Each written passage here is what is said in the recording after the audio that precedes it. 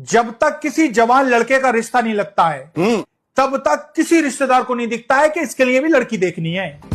और जैसे ही उस लड़के का रिश्ता उसके घर वाले कहीं फिक्स कर देते हैं तो ये रिश्तेदार ऐसा ऐसा रिश्ता बताएंगे। कोई बताएगा विधायक की भतीजी का रिश्ता, कोई बताएगा चेयरमैन की लड़की का रिश्ता, कोई बताएगा बड़े बिजनेसमैन की इकलौती लड़की का रिश्ता।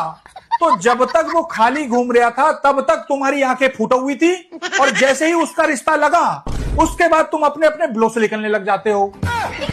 मामी अलग बोलेगी, बुआ अलग बोलेगी, मौसी अलग बोलेगी, तुमने लड़के का रिश्ता कर लिया, बताया तक नहीं। अरे कम से कम लड़की देख रही थी, मुझे तो बताती।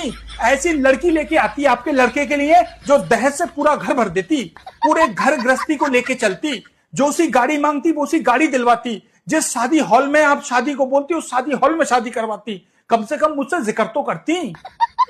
अभी बुंदा खा के जनाजे में आई थी, 1 घंटा आपके यहाँ रुक के गई, कम से कम उसी टाइम मुझसे डिस्कस कर लेती कि हम लड़के के लिए लड़की देख रहे हैं। लेकिन तुमने जल्दबाजी कर दी, मुझसे जिक्र तक नहीं करा। मुझे बड़ा दुख हुआ जैसे मुझे पता चला कि तुम्हारे लड़के का रिश्ता वहां से हो गया है।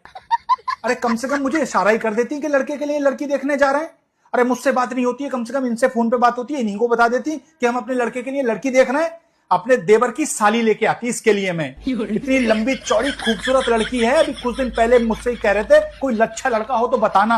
अच्छा 20 तोले तो सोना है उसका खुद का, और हाईवे पे 16 बीघे जमीन इसके लड़की के खाते में है। तुम मुझे तो बताती कि हम लड़के के लिए लड़की देख रहे हैं, तुमने लेकिन जल्दबाजी कर दी। मुझे बड़ा मलाल हुआ जैसे मुझे पता चला कि तुम्हारे लड़के का रिश्ता वहां हो गया है।